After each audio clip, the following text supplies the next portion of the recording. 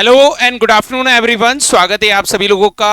आज हम लोग डिस्कस करने वाले हैं एमपी टेट वर्ग 3 जो कि 9 अक्टूबर को पेपर स्टार्ट होने वाले हैं। तो थोड़ी एनालिसिस करते हैं कि जो हमारा कंपटीशन है वो किस लेवल पे होने वाला है, कट ऑफ क्या हो सकता है, और जो आरटीआई जो आया है उसके रिप्लाई के थ्रू हम आइडिया लगाते हैं कि किस लेवल पर हमको पेपर देना चाहिए। तो शुरू करते हैं। सबसे पहले ये जो एक कटिंग आपके सामने चल रही है जिसमें दिया गया है कि टोटल नंबर ऑफ फॉर्म पीएसटीएसटी में 2025 में कैटेगरी वाइज ईडब्ल्यूएस 16,594, ओबीसी आप देखेंगे सबसे ज्यादा फॉर्म डले हैं 55,618, एससी 14,190, एसटी 4,987, अनरिजर्व्ड 19,356। ठीक है, तो यहां पर अगर जो आप देखोगे ये ईडब्ल्यूएस का था 16,594 और यहां पर देखोगे अनरिजर्व्ड 19,000 या 18,000 समथिंग 19,356 है। टोटल 1,10,745 ये काउंट ऑफ एप्लीकेशन नंबर, इतने एप्लीकेशन फॉर्म भरे गए, टोटल इतने एप्लीकेशन फॉर्म कंप्लीट किए गए। अब एप्लीकेशन फॉर्म की जो काउंटिंग होती है वो होती है कि टोटल एप्लीकेंट जिन्होंने अपनी डेट मतलब डिटेल भरी, उनमें से कुछ बच्चे ऐसे हो सकते हैं जिन्होंने डिटेल भरने के बाद फाइनेंशियल कारण से कैंसिल कर दिया होगा, फॉर्म का पेमेंट नहीं किया हो उसके कारण कैंसिल हो गया हो, किसी के डॉक्यूमेंट के कारण रिजेक्ट हो गया हो, किसी भी कारण से रिजेक्ट होने के कारण टोटल मिलाकर यहां पर देखोगे तो अतिथियों के फॉर्म 23,748 है और गैर अतिथियों के फॉर्म 73,219 है। 73,219 गैर अतिथियों के लिए और अतिथियों के लिए 23,748, मतलब मोटा मोटा तोड़ पे देखा जाए तो दोनों को जोड़ेंगे 96,000 97,000, लगभग 1 लाख के आसपास फॉर्म टोटल है, लगभग 1 लाख के आसपास। 18,000 यदि सीट है 50% एससी के लिए, 50% अतिथियों के लिए देखा जाए और 50% गैर अतिथियों के लिए, तो 50% मतलब 9,000 और अतिथि 23,000 हम भरें तो 9 या 27, हर तीसरा बंदा सिलेक्टेड है। लेकिन कुछ क्राइटेरिया जो है वो अपने दिमाग में आप सेट करके लेके जाइएगा कि ये क्राइटेरिया आप फुलफिल करेंगे तो ही आप सिलेक्ट होंगे, नहीं तो नहीं होंगे। बट ऑब्वियस है कि अतिथियों का कंपटीशन मिनिमम है, बिल्कुल गैर अतिथियों का थोड़ा कंपटीशन है, अतिथियों का कंपटीशन मिनिमम है। लेकिन यदि आप सजग रहे, कुछ रूल्स के बारे में आपको जानकारी रही तो आप बहुत आसानी से इस पेपर को क्वालिफाई कर पाएंगे। आप उन रूल्स को ध्यान रखते हुए पेपर देने जाइएगा। यहां पर अगर जो आप देखेंगे तो आपका ये नोटिफिकेशन मैंने यहां पर डाउनलोड कर रखा है जिसमें कुछ रूल्स लिखे हैं जिनके बारे में आप ध्यान से पढ़िएगा। जैसे यहां पर दिया गया है 50% अतिथियों के हैं, यहां पर दिया गया है मध्य प्रदेश की महिलाओं के लिए 50% पद आरक्षित है, मतलब यदि आप महिला हैं और अतिथि हैं और फॉर्म कम डले तो श्योर रहें कि सिलेक्शन होने के चांसेस पूरे हैं। लेकिन कुछ कंडीशंस है, उनको फुलफिल यदि आप नहीं करते हैं तो महिला की सीट भी पुरुष को दे दी जाएगी। ऐसा नहीं है कि 50% महिला ही रखी जाएगी। यहां लिखा गया है मध्य प्रदेश की महिलाओं के लिए 50%, परंतु महिलाओं के लिए आरक्षित पदों की पूर्ति नहीं हो पाने की स्थिति में रिक्त रहे पदों को उसी प्रवर्ग के ओपन सीट के पात्रताधारी अभ्यर्थियों से भरा जाएगा। मतलब अगर जो मान लो अतिथि हैं तो अतिथि से किस पे स्विच हो सकती है, ओपन पे, और ओपन है तो अतिथि पे स्विच हो सकती है। अब किस कारणवश आप बाहर हो सकते हैं उसका एकमात्र रीजन ये हो सकता है पेपर देना अकेला ही सिलेक्शन का क्राइटेरिया नहीं है, और भी यहां पर क्राइटेरिया है।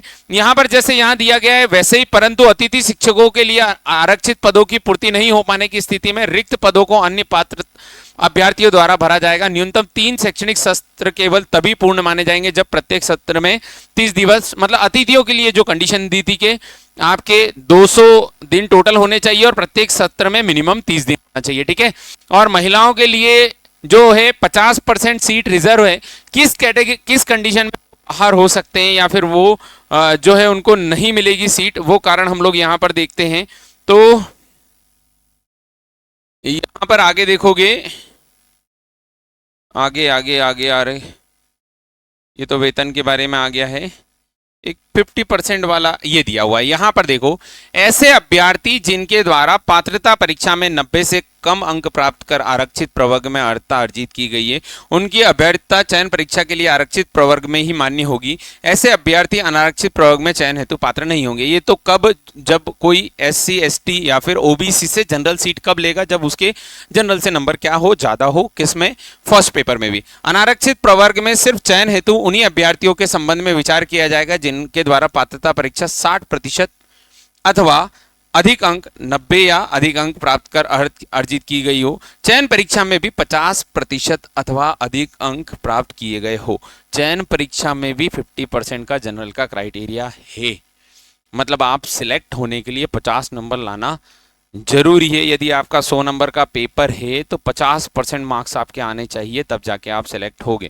और यदि आप रिजर्व कैटेगरी से हो तो 40% मार्क्स, जो कि वर्ग 2 में क्राइटेरिया था, तो यहाँ वर्ग 3 में भी ये क्राइटेरिया रहेगा।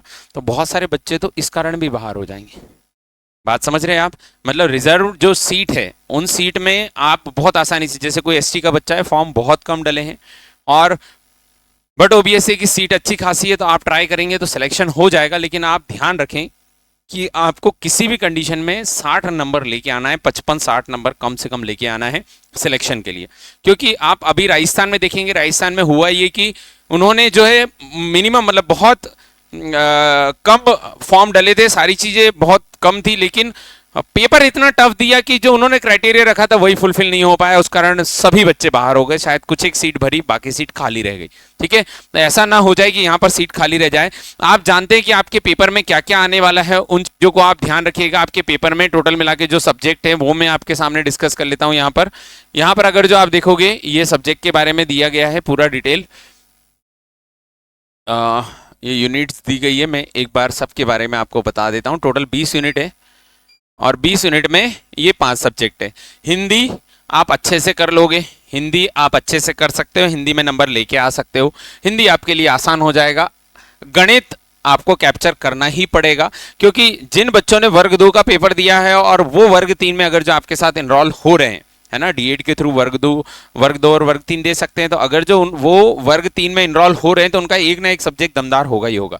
और हिंदी हर कोई जो बच्चा है वो अच्छे से पढ़ेगा तो कर सकता है कवर, क्योंकि यहाँ पर रस छंद अलंकार उन पे नहीं जाएगा, एक बेसिक लेवल की हिंदी रहेगी। तो यहाँ पर अगर जो आप देखोगे तो हिंदी, इंग्लिश, गणित, विज्ञान और सामाजिक विज्ञान, इनमें जो सबसे ज़्यादा नंबर कैप्चर किए जा सकते हैं वो नंबर कैप्चर किए जा सकते हैं मैथ्स में किए जा सकते हैं, हिंदी में किए जा सकते हैं और कुछ हद तक अंग्रेजी में किए जा सकते हैं। इनमें आप नंबर कैप्चर कर सकते हो। ये तीनों सब्जेक्ट है जिनमें आप किसी भी तरीके से कोशिश करना है कि 35 तक नंबर लेके आना है, तो यहाँ पर आप 20 से 25 नंबर ले आओगे और 60 तक पहुंच जाओगे। ठीक है, यदि कट ऑफ की बात करें तो जनरल वालों के लिए 75 से 80 सेफ रहेगा। 75 से 80 नंबर आप ले आइए, ये आपके लिए बेहतर रहेगा। यदि ओबीसी है तो उसे भी 72 से 78 के बीच में लगभग रहना चाहिए, और ओबीसी के लिए तो जनरल से ज्यादा होना चाहिए। फॉर्म ज्यादा डले हैं, ओबीसी के फॉर्म बहुत ज्यादा है, तो ओबीसी को तो और ज्यादा ध्यान देना चाहिए। यदि 27% आरक्षण रहता है तो बात अलग है, नहीं तो बाकी ये मार्क्स आपके लिए रहेंगे।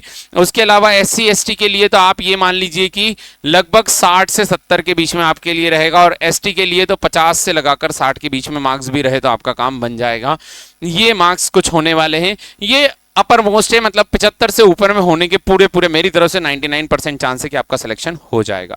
तो जो आरटीआई में जो रिप्लाई आया है उसके अकॉर्डिंग जो फॉर्म डले हुए हैं, तो फॉर्म तो मिनिमम है, आप देखेंगे फॉर्म इतने कुछ ज्यादा फॉर्म नहीं डले हुए हैं, यहाँ पर फॉर्म कम है और जो सीट है वो सफिशिएंट है। 18,000 सीट है, जिसमें 10,000 जो सीट 10,750 कुछ सीट जो है वो ये यहाँ पर इसमें दोनों के बारे में डिटेल दिया हुआ है ऊपर। ट्राइबल एरिया की 7,000 या 8,000 की समथिंग सीट है और 10,750 जो है वो बाकी नॉर्मल सीट है। तो उनके बारे में भी सारी डिटेल इसके अंदर दी गई है, वो आप देख सकते हैं। तो अगर जो मान लो वर्ग 3 के लिए आप प्रिपरेशन कर रहे हैं और आज 5 तारीख हो चुकी है, तो 6, 7, 8 3 दिन आपके पास बचे हुए हैं। 3 दिन में आप ऐसी चीज पढ़िए जिससे तुरंत नंबर बढ़ सके, है ना। अभी फिलहाल आपको ऐसे कोई टॉपिक पे डीप लेवल पे एंटर करने की जरूरत नहीं है। तो आई थिंक ये समय सिर्फ रिवीजन का है और कुछ नहीं। जो आता है उसको परिपक्व करो और कॉन्फिडेंट होके जाओ, डरो नहीं। आपको किसी भी तरीके से 65 नंबर तक पहुंचना है, 60-65 नंबर। जनरल कैटेगरी है तो 70 क्रॉस मारना है, आपकी चांसेस ज्यादा बढ़ जाएंगे, आपके सिलेक्शन के पूरे चांसेस हो जाएंगे। ठीक है, इसी तरह की यदि और कोई अपडेट आती है तो मैं आप तक पहुंचाते रहूंगा। अभी के लिए इतना ही। जय हिंद, जय भारत, भारत माता की जय।